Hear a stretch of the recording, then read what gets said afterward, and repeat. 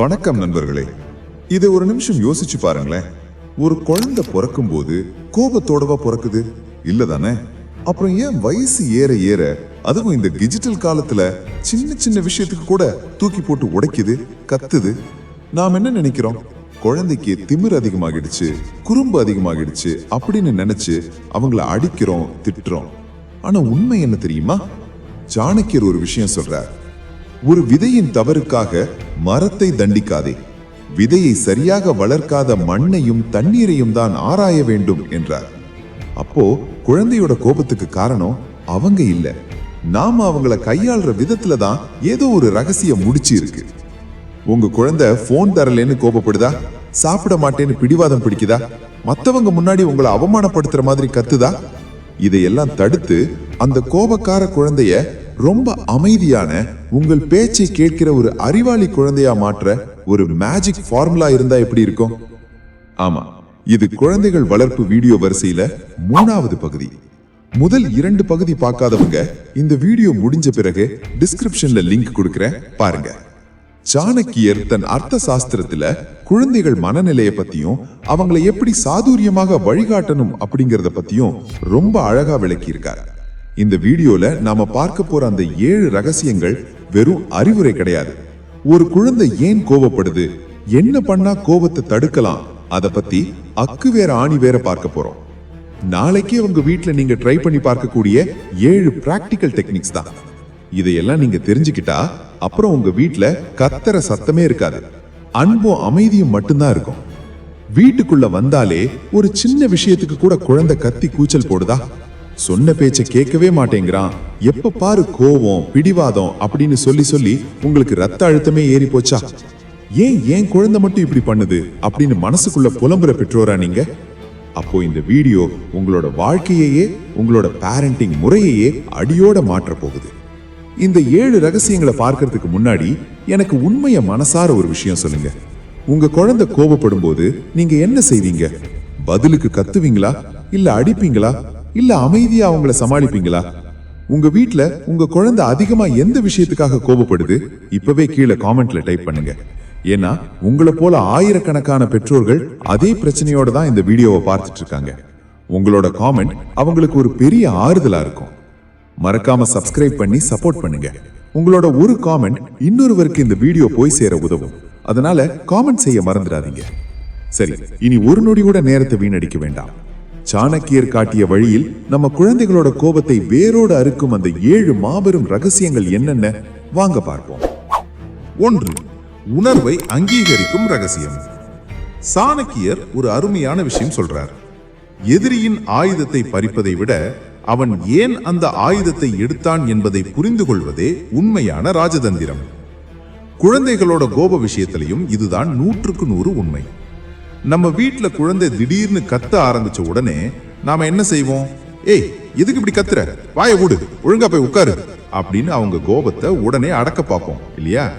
இதெல்லாம் ஒரு விஷயமா, இதுக்கெல்லாம் யாராவது அழுவாங்களா அப்படின்னு அவங்களோட உணர்வை சடார்னு நிராகரிச்சிடுவோம். ஆனா சாணக்கியரின் இந்த முதல் ரகசியம் என்ன சொல்லுது தெரியுமா?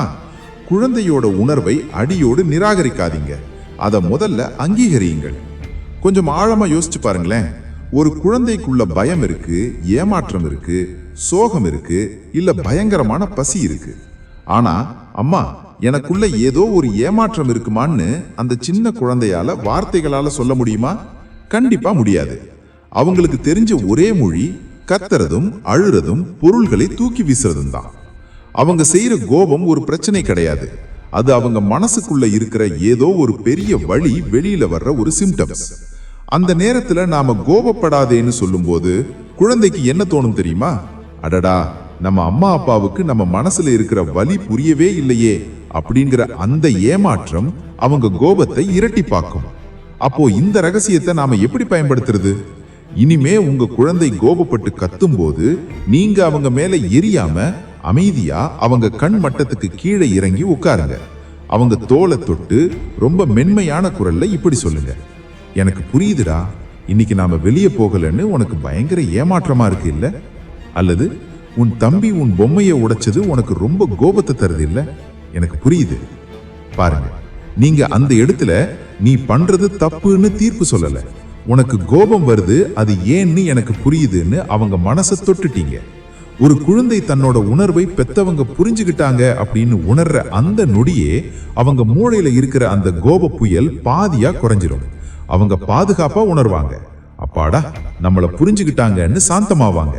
சாணக்கியர் சொல்வது போல, ஒருவனை வெல்ல அவனது உணர்ச்சிகளை காயப்படுத்தாதே, அதை ஆளுமை செய். குழந்தையின் கோபத்தை அடக்க நினைக்காதீர்கள், அதை முதல்ல அங்கீகரியுங்கள். அந்த அங்கீகாரம் தான் உங்கள் குழந்தையை உங்கள் பக்கம் திருப்பும் முதல் ரகசிய திறவுகோல். சரி, இனி இதையும் தாண்டி குழந்தை கட்டுப்பாடில்லாமல் கோபப்பட்டால் என்ன செய்யறது? 2. 3 வினாடி அமைதி ரகசியம். சாணக்கியர் பேரரசர் சந்திரகுப்தனுக்கு ஒரு விஷயம் போதிப்பார். ஒரு கோபக்காரனை ஜெயிக்க மிகச்சிறந்த ஆயுதம் உனது அமைதி மட்டுமே. ஏன்னா அவனோட கோபம் ஒரு தீப்பொறி, உன் அமைதி அதை அணைக்கும் பெரும் வெள்ளம். நம்ம வீடுகள்ல குழந்தை கோபப்பட்டு கத்தும் போது பொதுவா என்ன நடக்கும்? குழந்தை கத்தும், அதை விட அதிக சப்பத்துல நாம கத்துவோம். இப்போ நீ வாய மூட போறியா இல்லையான்னு நாம அலறுவோம். உடனே குழந்தை இன்னும் சத்தமா கத்தும். கடைசியில அது ஒரு பெரிய போர்க்களமாவே மாறிடும் இல்லையா? ஆனா கொஞ்சம் யோசிச்சு பாருங்க, எரியிற தீயில எண்ணெயை ஊத்துனா தீ அணையுமா? கண்டிப்பா அணையாது. சரி, இந்த 3 வினாடி அமைதி அப்படின்னா என்ன? உங்க குழந்தை தன் கட்டுப்பாட்டை இழந்து கத்தி பிடிவாதம் பிடிச்சு சாமான்களை தூக்கி வீசுற அந்த உச்சக்கட்ட நொடியில நீங்கள் செய்ய வேண்டிய ஒரே ஒரு விஷயம் 3 வினாடி அமைதி. குழந்தை கத்தின அடுத்த நொடியே உங்கள் வாயை மூடுங்கள். 1வது வினாடி உங்க மனசுக்குள்ள நான் இப்ப கத்த போறதில்லைன்னு முடிவு பண்ணுங்க.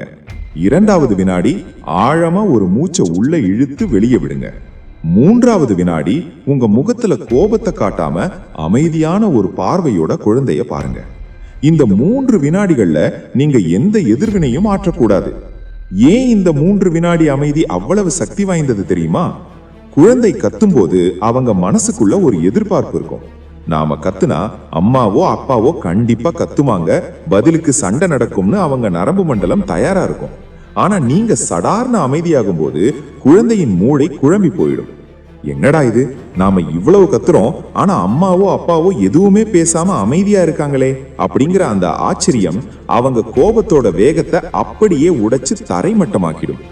சாணக்கியர் சொல்வார், கோபம் உன்னை ஆள அனுமதிக்காதே, நீ கோபத்தை ஆளு. நீங்க அமைதியா இருக்கிறத பார்க்கும்போது, அடடா நாம கத்துறதுனால எந்த பிரயோஜனமும் இல்ல, நாம தான் முட்டாள்தனமா பண்ணிட்டு இருக்கோம்னு குழந்தையோட அடிமனசுக்கு அந்த செய்தி ஆழமா போய் சேரும். இனிமே உங்க வீட்டுல குழந்தை கத்தும் போது பதிலுக்கு கத்தாதீங்க. அதுக்கு பதிலா அந்த 3 வினாடி அமைதியை கடைபிடியுங்கள். மெதுவாக கீழே அமர்ந்து உங்க கையை கட்டிக்கொண்டு அமைதியாக பாருங்கள். உங்க உடலின் அதிர்வுகள் அமைதியாகும் போது உங்கள் குழந்தையும் தானாகவே உங்கள் அமைதியை கடன் வாங்கி அமைதி அடைவான். ஏன்னா ஒரு குழந்தைக்கு கோபப்படுவது எப்படி என்பதை விட அமைதியாக இருப்பது எப்படி என்பதை பெற்றோர் தங்கள் அமைதியின் மூலமே கற்றுக் கொடுக்க முடியும். சரி, கோபம் தணிஞ்ச பிறகு அந்த குழந்தை கிட்ட இருந்து உண்மையான காரணத்தை வெளியே கொண்டு வரணும் இல்லையா? என்ன செய்யறது? 3 வார்த்தை கடன் கொடுக்கும் ரகசியம். சாணக்கியர் தன் சீடர்களுக்கு கற்பிக்கும் போது ஒரு அழகான விஷயம் சொல்வார். ஒருவனுக்கு தன் எண்ணங்களை வெளிப்படுத்த மொழியோ அல்லது வார்த்தைகளோ கிடைக்காத போதுதான் அவன் வன்முறையையும் கத்துதலையும் தன் ஆயுதமாக மாற்றிக்கொள்கிறான்.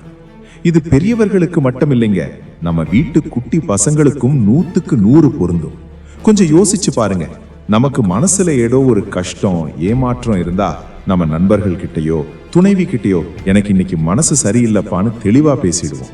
ஆனா ஒரு 3 வயசு 5 வயசு அல்லது 8 வயசு குழந்தையால தான் மனசுக்குள்ள இருக்கிற சிக்கலான உணர்வுகளை வார்த்தைகளால சொல்ல முடியுமா?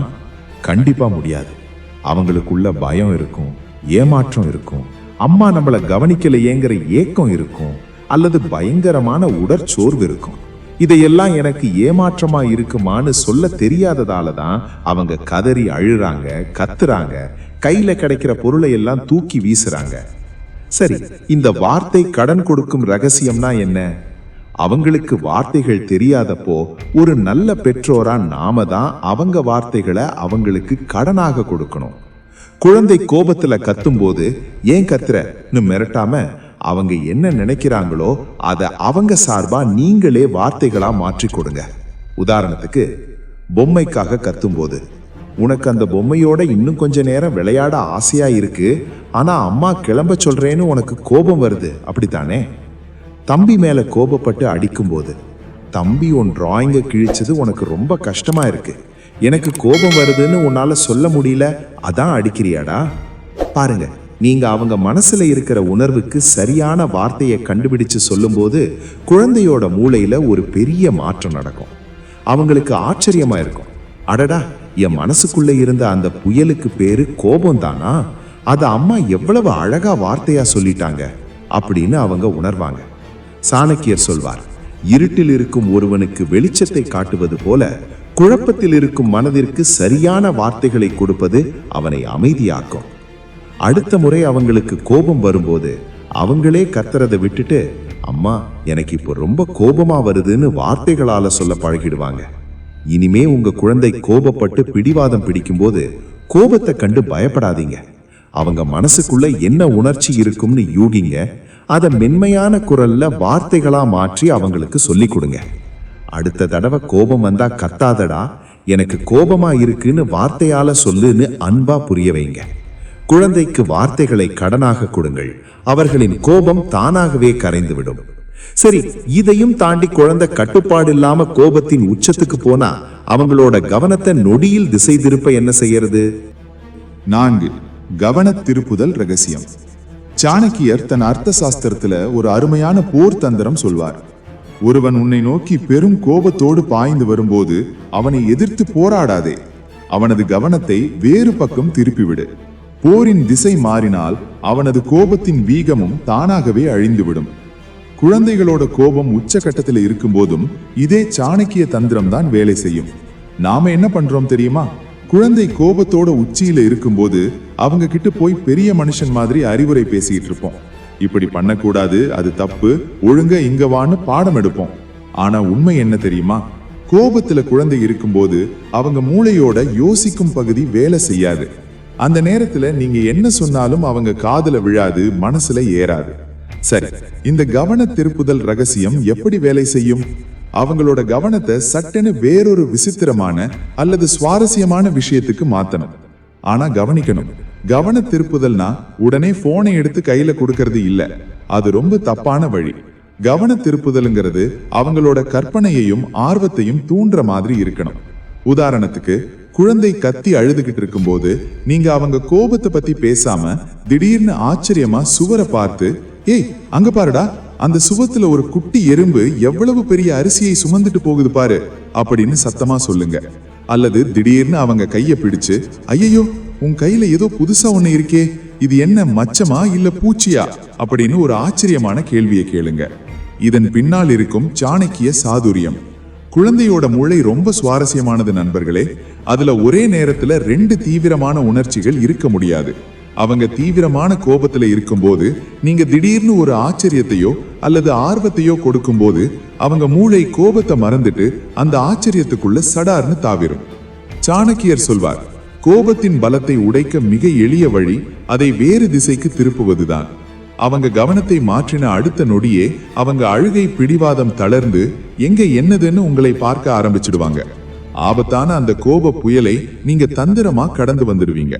இனிமே உங்க வீட்டுல குழந்தை கட்டுக்கடங்காமல் கோபப்பட்டா அவங்க கோபத்தை வளர்க்கிற மாதிரி பேசுறத நிறுத்துங்க. அவங்களுக்கு பிடிச்ச ஒரு விஷயம் அல்லது சுற்றி இருக்கும் ஒரு விசித்திரமான மாற்றத்தை நோக்கி அவங்க கவனத்தை திருப்புங்க. உங்க குரலில் பயங்கரமான ஆச்சரியத்தையும் ஆர்வத்தையும் காட்டுங்க. குழந்தையின் கவனத்தை மாற்றுங்கள். அவர்களின் கோபத்தின் வீரியம் நொடியில் மறைந்துவிடும். சரி, இந்த கவன திருப்புதலையும் தாண்டி கோபம் வரக்கூடிய சூழலையே முன்கூட்டியே தடுத்து நிறுத்த என்ன செய்யணும்?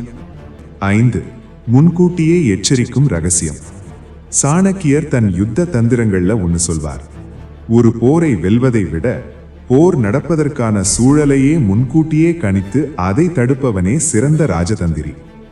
குழந்தைகளோட கோபத்தை சமாளிக்கிற விஷயத்திலையும் இதுதான் சாணக்கியரோட மிகச்சிறந்த தந்திரம். நம்ம வீடுகள்ல குழந்தைங்க எப்போ அதிகமா கோபப்படுறாங்கன்னு என்னைக்காவது கவனிச்சிருக்கீங்களா? அவங்க ரொம்ப தீவிரமா டிவி பார்த்துட்டு இருப்பாங்க, இல்ல போன்ல கேம் விளையாடிட்டு இருப்பாங்க, இல்ல அவங்களுக்கு பிடித்த பொம்மையை வச்சு விளையாடிட்டு இருப்பாங்க. நாம திடீர்னு போய் போதும் விளையாடினது, போனை வைன்னு சடார்னு புடுங்குவோம். இல்ல டிவியை ஆஃப் பண்ணு, போய் படின்னு கட்டளையிடுவோம். கொஞ்சம் யோசிச்சு பாருங்களேன். நீங்க ரொம்ப ஆர்வமா ஒரு படமோ இல்ல உங்க வேலையோ பார்த்துட்டு இருக்கும்போது திடீர்னு ஒருத்தர் வந்து டிவியை ஆஃப் பண்ணா உங்களுக்கே கோபம் வராதா? அப்போ சின்ன குழந்தைக்கு எவ்வளவு கோபம் வரும்?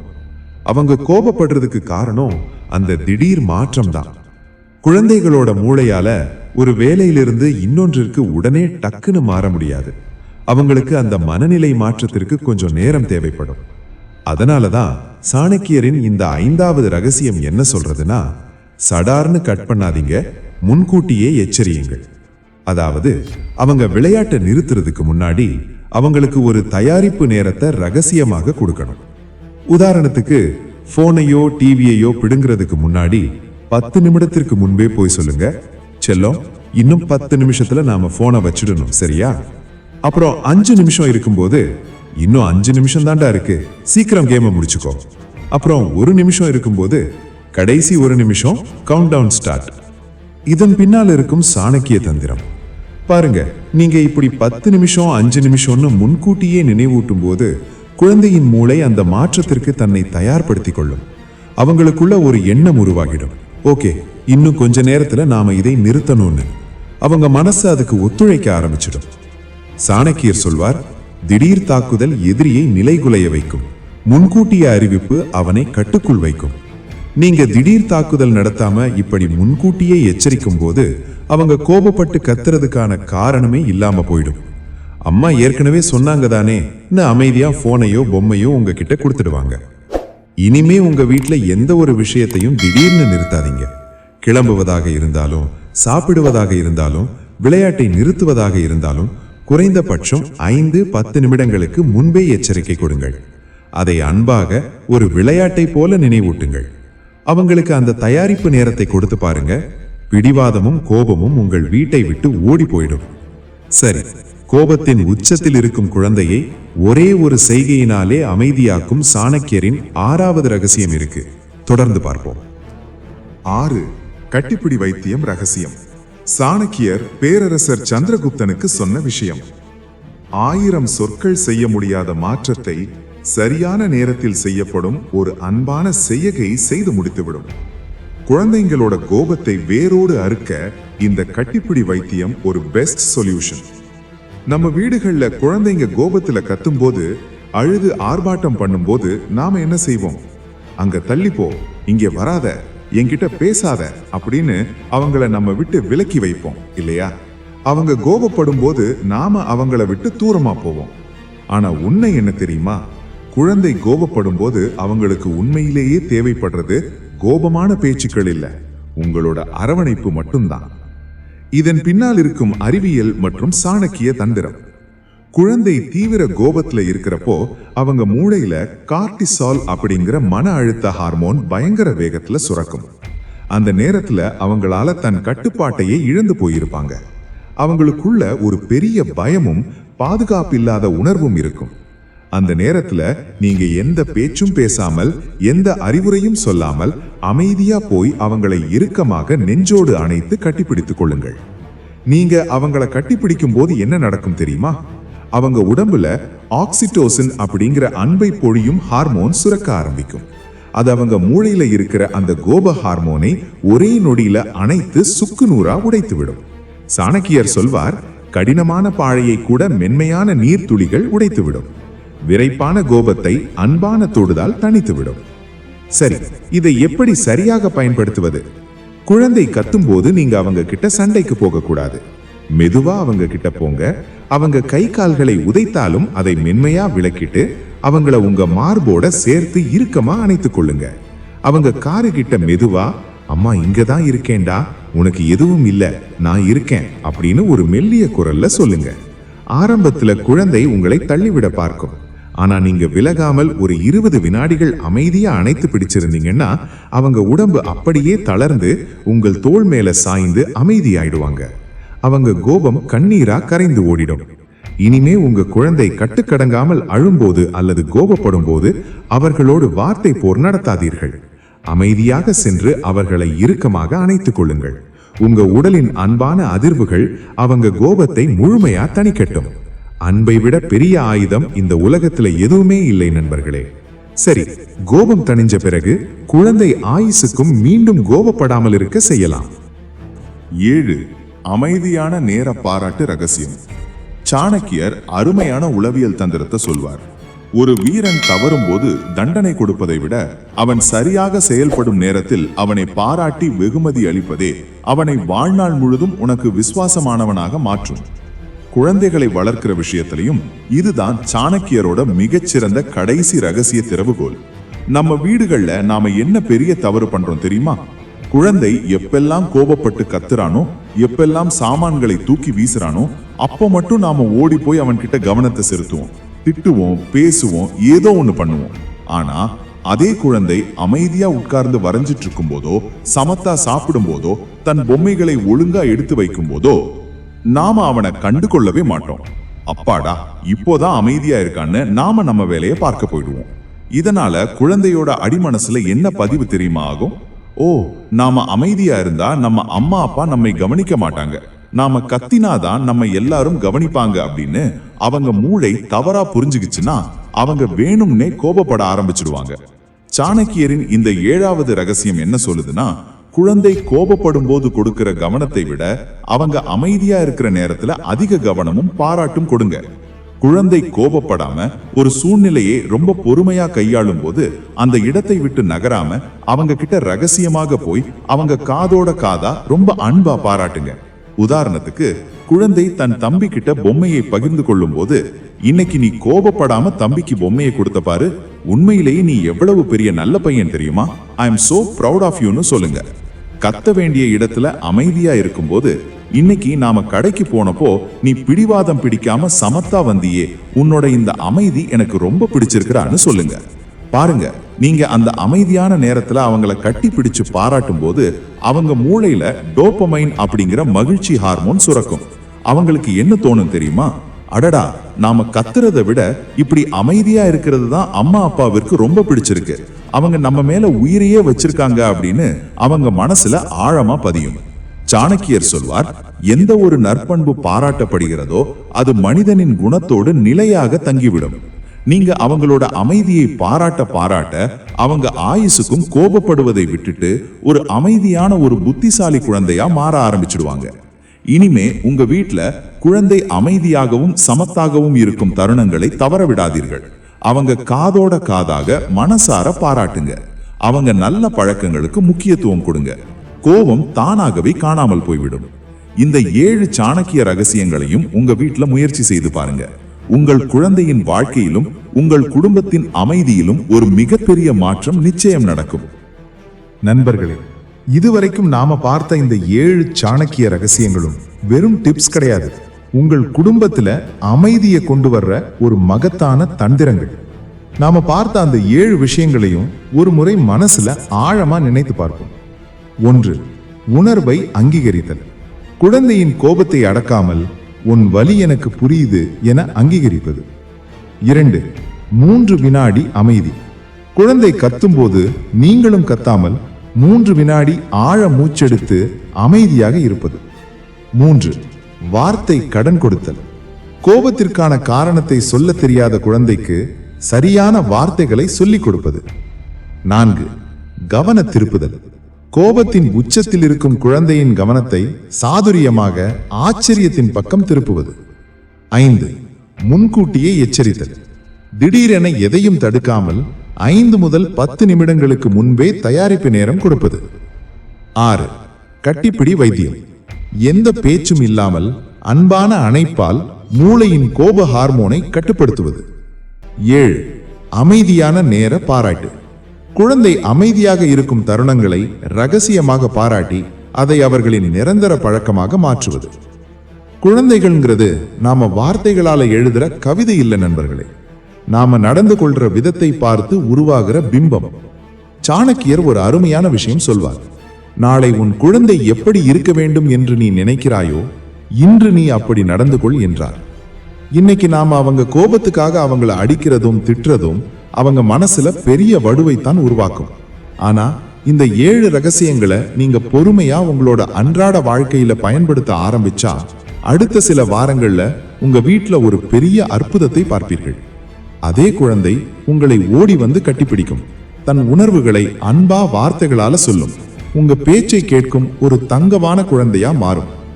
இந்த 7 ரகசியங்கள்ல இன்னைக்கே நீங்க உங்க வீட்ல முதலாவதா ட்ரை பண்ண போற அந்த ஒரு ரகசியம் எது அப்படிங்கறத மறக்காம கீழே கமெண்ட்ல சொல்லுங்க.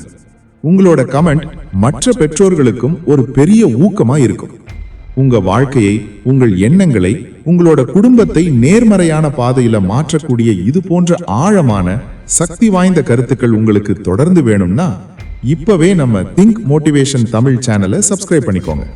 அப்படியே அந்த பெல் ஐகானையும் கிளிக் பண்ணி வச்சுக்கோங்க. ஏன்னா உங்க வாழ்க்கையை மாற்றக்கூடிய அடுத்த வீடியோ உங்களை தேடி வரப்போகுது. இந்த வீடியோ உங்க மனசை தொட்டிருந்தா உங்க வீட்ல இருக்கிற பெற்றோர்களுக்கும் குழந்தைகளை வளர்க்க போற உங்க நண்பர்களுக்கும் மறக்காம ஷேர் பண்ணுங்க. மீண்டும் ஒரு அற்புத கருத்துடன் அடுத்த வீடியோவில் உங்களை சந்திக்கிறேன். நன்றி, வணக்கம்.